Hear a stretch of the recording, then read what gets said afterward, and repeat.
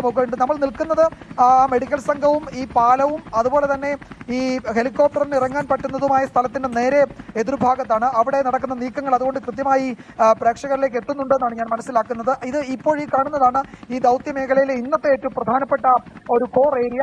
അതുവഴിയാണ് ഈ ആളുകളെ ഈ ഭാഗത്തേക്ക് കൊണ്ടുവരുന്നത്. ഇവിടെയാണ് നമ്മൾ നേരെ മുന്നിൽ കാണുന്നതാണ് ആർമിയുടെ താൽക്കാലിക പാലം ഉണ്ടാക്കാനുള്ള ശ്രമം. അതിന് റോപ്പ് വേ ഇതിനോടകം അവർ സജ്ജമാക്കിയിട്ടുണ്ട്. റോപ്പ് വേയിലൂടെ ചലനമറ്റ എന്ന് വെച്ചാൽ മരിച്ചു എന്നുറപ്പുള്ള ആളുകളുടെ മൃതദേഹങ്ങൾ കൊണ്ടുവരാനാണ് അത് ഉപയോഗിക്കുന്നത്.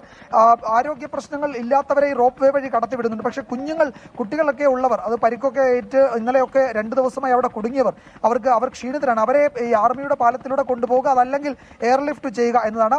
എയർലിഫ്റ്റിന്റെ സാധ്യത ഇപ്പോഴും പരിശോധിക്കുന്നുണ്ട്. നമ്മൾ സംസാരിക്കുമ്പോഴും ഈ ഹെലികോപ്റ്റർ അന്തരീക്ഷത്തിലുണ്ട്.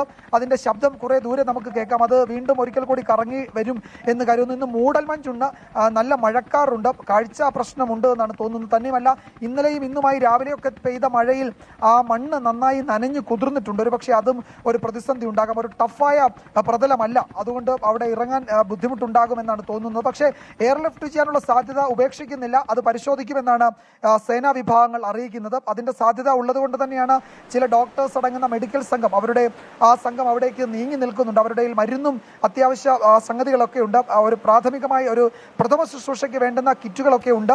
ഇന്നലെയും ഏതാണ്ട് ഇതിന് സമാനമായിരുന്നു ആ ഹെലികോപ്റ്ററിന്റെ ദൗത്യം. ഇന്നും അവരത് നോക്കുന്നുണ്ട്. വീണ്ടും അത് ഒരിക്കൽ കൂടി ഈ ഭാഗത്തേക്ക് വരുന്നുണ്ട് എന്നാണ് ഞാൻ മനസ്സിലാക്കുന്നത്. മൂടൽമഞ്ഞുള്ളത് കൊണ്ട് ഇറങ്ങാൻ ഉള്ള പ്രയാസമുണ്ട് എന്നാണ് കരുതുന്നത്.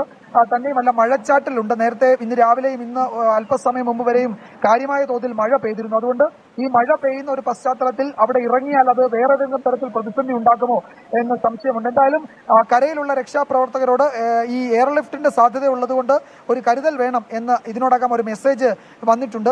കരസേനയുടെ അവരുടെ പാലം നിർമ്മാണം പുരോഗമിക്കുന്നുണ്ട്. അതിന്റെ ഭാഗമായി ആ പുഴയിൽ നിന്ന് കുറെ കല്ലും മണ്ണും നീക്കം ചെയ്തിട്ടുണ്ട്. ഒരു വോൾവോ മെഷീൻ, അത് വളരെ സങ്കീർണമായ ദൗത്യത്തിന് രാവിലെ തന്നെ വെള്ളത്തിലേക്ക് ഇറങ്ങിയിരുന്നു. ആ ദൗത്യം ഇപ്പോഴും തുടരുകയാണ്. ഒരു ആശ്വാസമുള്ളത്, ആ പുഴ എന്ന് പറയുന്ന ആ നീരൊഴുക്കുള്ള ഭാഗത്ത് കുറച്ച് ശക്തി കുറഞ്ഞിട്ടുണ്ട് ഒഴുക്കിൻ്റേത്. അത് കുറച്ചുകൂടി നിരന്ന് ഒഴുകുന്നത് കൊണ്ടാകാം ഒഴുക്കിൻ്റെ ശക്തി കുറഞ്ഞിട്ടുണ്ട്. അതും ഒരു ആശ്വാസമുള്ള കാര്യമാണ്. ദുരന്ത ഭൂമിയിൽ നിന്ന് നമ്മൾ ഏറെ സങ്കടപ്പെടുത്തുന്നതും നൊമ്പരപ്പെടുത്തുന്നതുമായ കാഴ്ചകൾ കാണുമ്പോഴും ആശ്വാസം നൽകുന്ന, ആളുകളെ ജീവിതത്തിലേക്ക് തിരികെ കൊണ്ടുവരുന്ന, അവരെ കൊണ്ടുവരാനുള്ള ദൗത്യത്തിൻ്റെ വളരെ ഊർജ്ജസ്വലമായ ജോലി ചെയ്യുന്ന സേനാ വിഭാഗങ്ങളെ കാണുന്നുണ്ട്. ഒപ്പം പ്രകൃതി കുറച്ച് സഹായം നൽകുന്നുണ്ടോ എന്ന് തോന്നുന്നുണ്ട്. മഴ നൽകുന്നുണ്ട്. വലിയ ഹെവി റെയിൻ എന്ന് പറയാൻ കഴിയില്ല. ഇന്നലെ മഴ പെയ്തെങ്കിലും ഇന്നിപ്പോൾ അങ്ങനെ ഒരു മഴ പിന്നീട് ഉണ്ടായിട്ടില്ല. ചാറ്റൽ മഴ മാത്രമേ ഉള്ളൂ. പക്ഷേ അത് ഹെലികോപ്റ്ററിന് അവിടെ ഇറങ്ങാൻ കഴിയുന്നില്ല എന്നാണ് മനസ്സിലാക്കുന്നത്. വീണ്ടും അതിന്റെ ദൗത്യം നീട്ടിയിട്ടുണ്ടോ എന്ന് സംശയമുണ്ട്. അത് കുറച്ച് ദൂരേക്ക് പറന്നു എന്നാണ് മനസ്സിലാക്കാൻ കഴിയുന്നത്. പക്ഷേ അപ്പോഴും ഈ കരസേന തയ്യാറാക്കിയിരിക്കുന്ന താൽക്കാലിക പാലത്തിലൂടെ ദൗത്യത്തിന് നേതൃത്വം നൽകുന്ന കരസേനയുടെ ഉദ്യോഗസ്ഥരും അതുപോലെ ഫയർഫോഴ്സ്, NDRF, പോലീസ് ഉദ്യോഗസ്ഥരും ഇതിനോടകം ഒരു വലിയ സംഘം ഈ മുണ്ടക്കൈ മേഖലയിലേക്ക് പോയിട്ടുണ്ട്. അത്യാവശ്യം സംവിധാനങ്ങളും സജ്ജീകരണങ്ങളും ഒക്കെ ഒരുക്കി അവർ പോയിട്ടുണ്ട്. ഇനി ഈ പാലത്തിലൂടെ കടന്നിട്ടായിരിക്കും ഹെവി മെഷീനറിയൊക്കെ കൊണ്ടുപോകാൻ പറ്റുമോ എന്നതിന്റെ സാധ്യത പരിശോധിക്കുന്നത്. മണ്ണിളക്കിയുള്ള പരിശോധന അവിടെ കാര്യക്ഷമമായി എന്ന് വെച്ചാൽ ഒരു കരുത്തോടെ തുടങ്ങിയിട്ടില്ല എന്നാണ് കരുതുന്നത്. അപ്പോൾ അത് വൈകരുത് എന്നൊരു നിർദ്ദേശം ഇതിനോടകം ജില്ലാ ഭരണകൂടമൊക്കെ നൽകുന്നുണ്ട്. പക്ഷേ പ്രായോഗിക പ്രശ്നങ്ങൾ ഉള്ളതുകൊണ്ടാണ് അത് കുറച്ച് ഇപ്പോൾ അതിന് കാലതാമസം ഉണ്ടാകുന്നതെന്നാണ് മനസ്സിലാക്കാൻ കഴിയുന്നത്. ഡോക്ടേഴ്സിന്റെ സംഘം അവിടെ കാത്തു നിൽക്കുന്നുണ്ട്. അതിനിടയിൽ 2-3 ആരോഗ്യ പ്രവർത്തകർ നേരെ ആ റോഡിലൂടെ മുന്നോട്ട് നടന്ന് ഈ മുണ്ടക്കൈ ഭാഗത്തേക്ക് പോയിട്ടുണ്ട്. ഈ വഴി വീണ്ടും ആ ഹെലികോപ്റ്റർ ഇറങ്ങാനൊരു ശ്രമം നടത്തുന്നുണ്ടോ എന്നാണ് എനിക്ക് തോന്നുന്നത്. വീണ്ടും അത് അന്തരീക്ഷത്തിലേക്ക് എത്തുന്നുണ്ട്. അല്പസമയത്തിനകം നമ്മളുടെ ക്യാമറയ്ക്ക് മുന്നിൽ അത് എത്തും. ഇത്തവണയും അത് ഇറങ്ങാൻ ആ ഭാഗത്തേക്ക് തന്നെയാണ് അതിന്റെ ശ്രമമെന്ന് തോന്നുന്നു. കരയിൽ അതിന്റെ സിഗ്നൽ ലഭിച്ചിട്ടുണ്ട്.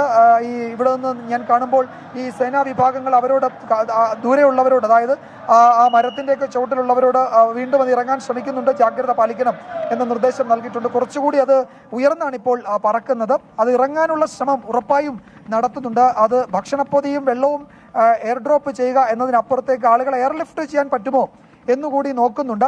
കുറച്ച് ആംബുലൻസുകൾ കൂടി നമ്മളുടെ ഈ മെയിൻ റോഡിലേക്ക് അടുപ്പിച്ച് നിർത്തുന്നുണ്ട്. പാലം നിർമ്മാണത്തിന്റെ ഒരു പ്രധാന ഘട്ടം ഇപ്പോൾ നീങ്ങുന്നുണ്ട്. അവർ ആ ബെയിലി പാലത്തിന്റെ ഇരുമ്പ് കേഡറുകളൊക്കെ സ്ഥാപിച്ച് അത് കുറച്ചുകൂടി മുന്നോട്ട് നീക്കി കൊണ്ടുപോകുന്നതാണ് നമ്മൾ കാണുന്നത്. അതും ഒരു വളരെ പോസിറ്റീവായ ബക്കറ്റിൽ 2-3 പേരെ രക്ഷിക്കുന്ന ദൃശ്യങ്ങൾ കാണുന്നുണ്ട്. ഒരു JCBയുടെ ബക്കറ്റിൽ 2-3 പേർ രക്ഷാപ്രവർത്തകരാണോ അതോ രക്ഷിച്ചെടുത്തവരാണോ എന്നറിയില്ല. എന്തായാലും അത്തരത്തിൽ കിട്ടാവുന്ന സകല വഴികൾ കൂടിയും രക്ഷാദൗത്യം പുരോഗമിക്കുന്നു. ആളുകൾ വരിവരിയായി പോകുന്ന കാഴ്ച നമ്മൾ ഇവിടെ മാത്രം, നമ്മൾ ഈ പാലത്തിൽ മാത്രമല്ല, നേരത്തെ നമ്മൾ ശ്രീകാന്ത് അവിടെ ട്രീവാലിയിൽ നിന്ന് ആൾക്കാർ രക്ഷപ്പെടുത്തി എടുക്കുന്ന കാഴ്ച കണ്ടു. അട്ടമലയിലെ ആൾക്കാർ ഇറക്കുമ്പോൾ കണ്ടു. അങ്ങനെ നൂറുകണക്കിന് ആളുകളെ അവിടെ ജീവന്റെ തുടുപ്പിലേക്ക് മടക്കിക്കൊണ്ടുവരികയാണ്. അവിടെ പ്രേക്ഷകർ കാണുന്നത് ഇന്ത്യൻ എയർഫോഴ്സിൻ്റെ, ഇന്ത്യൻ വായുസേനയുടെ MI-17 എന്ന് പറഞ്ഞ ട്രാൻസ്പോർട്ട് ഹെലികോപ്റ്ററാണ്. ട്രാൻസ്പോർട്ട് ഹെലികോപ്റ്റർ അങ്ങോട്ടേക്ക് ഇന്നലെ ഇറങ്ങിയ ധ്രുവ ആണെങ്കിൽ ഇന്നിപ്പോൾ ട്രാൻസ്പോർട്ട് ഹെലികോപ്റ്റർ കൃത്യമായി അങ്ങോട്ടേക്ക് ഇറങ്ങാനുള്ള ശ്രമം 1-2 ആവർത്തി നടത്തിയിരുന്നു. പക്ഷേ എന്തുകൊണ്ടും ആ സമയത്ത് ഇറങ്ങാൻ കഴിഞ്ഞിരുന്നില്ല. ഇപ്പോൾ വീണ്ടും അത് അങ്ങോട്ടേക്ക് ഇറങ്ങി എയർലിഫ്റ്റ് ചെയ്യുക എന്നുള്ളതാണ്. ഇത് തൊട്ടപ്പുറത്ത് ഇത് ഏതാണ്ട് കരയോട് ചേർന്ന് നിന്ന് ഭക്ഷണം എയർ ഡ്രോപ്പ് ചെയ്തിട്ട് പോയതാണ്. ഉച്ചയോടുകൂടി ടെട്രാ ട്രക്ക് വരാൻ പോകുന്നു. അത് 4x4, 6x6, 8x8 off road ട്രക്കാണ്. അത് ഏത് കുത്തൊഴുക്കിലും ഓടാൻ കഴിയുന്ന ടെട്രാ എന്ന് പറഞ്ഞ ട്രക്ക് വരാൻ പോകുന്നു. അങ്ങനെ എല്ലാം കൂടി വരുമ്പോഴേക്കും രക്ഷാദൗത്യം കുറച്ചുകൂടി ഊർജ്ജസ്വലമാകും. ബെയിലി പാലം എന്തിനൊരു JCB കൊണ്ടുപോലും രക്ഷാദൗത്യം ചെയ്യാൻ കഴിയുമെന്ന് കാണിക്കുകയാണ്. അവിടെ ഇങ്ങേ തലക്കലിൽ നിന്ന് അങ്ങേ തലക്കിലേക്ക് ചെറിയ എന്ന് പറഞ്ഞാൽ ആ പുഴയ്ക്ക് വീതി കുറവുള്ള സ്ഥലത്ത് നിന്ന് എത്തിക്കുകയാണ്. ഇവിടെ ഈ MI-17 ട്രാൻസ്പോർട്ട് ഹെലികോപ്റ്റർ താഴേക്ക് ഇറങ്ങാനുള്ള തീവ്ര ശ്രമം അവിടെ നടത്തുന്നുണ്ട്. ആ ദൃശ്യം എത്രത്തോളം പ്രേക്ഷകർക്ക് വ്യക്തമാണെന്ന് അറിയില്ല. എന്തായാലും ആ മേഖലയിലേക്ക് ഈ ഏത് ഹെലികോപ്റ്റർ ഇറക്കുക എന്ന് പറയുന്നത് അങ്ങേയറ്റം ദുഷ്കരമാണ്. അങ്ങേയറ്റം ഒരു നൂല് പിടിച്ച പോലെ വേണം. ഇന്നലെ നമ്മൾ ധ്രുവ് ഇറങ്ങിയത് കണ്ടിരുന്നു. ഒരു നൂല് പിടിച്ച പോലെയാണ് ആ പൈലറ്റ് അങ്ങോട്ടേക്ക് ഇറക്കിയത്. ഇത് അത്രത്തോളം ദുഷ്കരമായ ഇളകി മാറി കിടക്കുന്ന മണ്ണിൻ്റെ അല്ലെങ്കിൽ പൊളിഞ്ഞു കിടക്കുന്ന പാറയുടെ എന്ന് പറഞ്ഞാൽ ലക്ഷ്യമൊന്നും തെറ്റിയാൽ ചിലപ്പോൾ അത് ദുരന്തത്തിലേക്ക് കലാശിച്ചേക്കാവുന്ന ഒരു ടെറൈനാണ്. ടെറൈനിൽ ഉറപ്പായും റിസ്ക് തന്നെയാണ്. പക്ഷേ റിസ്ക് എടുത്തുകൊണ്ട് അവിടെയുള്ളവർ രക്ഷപ്പെടുത്താനുള്ള തീവ്ര ശ്രമങ്ങൾ നടത്തുന്നു. ഇന്ത്യൻ എയർഫോഴ്സ് അല്പസമയത്തിനകം MI-17 അങ്ങോട്ടേക്ക് ഇറങ്ങാൻ കഴിയുമെന്നാണ് പ്രതീക്ഷ. ബെയിലി പാലത്തിൻ്റെ പണി ഏതാണ്ട് പുരോഗമിച്ചുകൊണ്ടിരിക്കുകയാണ്. ആ ദൃശ്യങ്ങൾ പ്രേക്ഷകർ കാണുന്നു. ബെയിലി പാലത്തിൻ്റെ പണി അതിതീവ്രമായി പുരോഗമിക്കുകയാണ്. ഇത് പോർട്ടബിൾ പാലമാണ്. ബെയിലി പാലം എന്ന് പറയുന്നത് അത് കൊണ്ടുവച്ച് അസംബിൾ ചെയ്യലാണ്. പക്ഷേ അത് അങ്ങനെ കരുതുമ്പോൾ എളുപ്പപ്പണിയല്ല, വലിയ പണിയാണ്.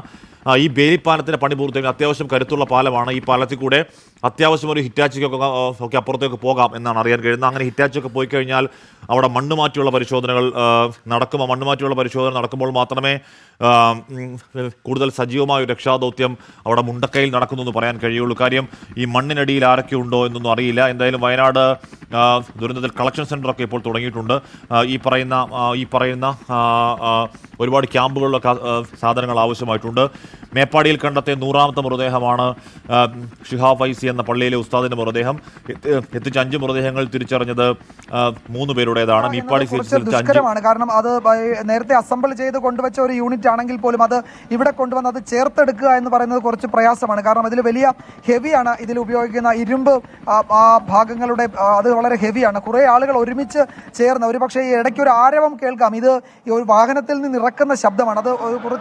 അത് സാഹസികമാണ്. എല്ലാവരും കൂടി ചേർന്ന് ഒരു പ്രത്യേക നമ്മൾ പരിചയമുള്ള ആളുകൾ മാത്രമേ ആ ജോലിയിൽ ഏർപ്പെടാറുള്ളൂ. കാരണം അത് ഒന്ന് അങ്ങോട്ടോ ഇങ്ങോട്ടോ മാറിയാൽ താഴേക്ക് വീഴുകയും വലിയ പരിക്കേൽക്കുകയും ഒക്കെ ചെയ്യും. അതുകൊണ്ട് അത്തരം ജോലികൾ ചെയ്യാൻ പരിചയസമ്പന്നനായ കരസേനാ ഉദ്യോഗസ്ഥരാണ് അതിൽ ഇപ്പോൾ ജോലി ചെയ്യുന്നത്. അവരുടെ നേതൃത്വത്തിലാണ് അത് ഇപ്പോൾ അത് ചേർത്ത് വെച്ചുകൊണ്ട് മുന്നോട്ട് പാലത്തിന്റെ നിർമ്മാണം നടക്കുന്നത്. ഇങ്ങനെ ഓരോ കേഡറുകൾ ചേർത്ത് മുന്നോട്ട് പോകുമ്പോഴേക്ക് അത് നീങ്ങി അത് വീണ്ടും ഒരു പാലത്തിന്റെ രൂപത്തിലേക്ക് ആകുന്നത് നമ്മൾ കാണുന്നുണ്ട്.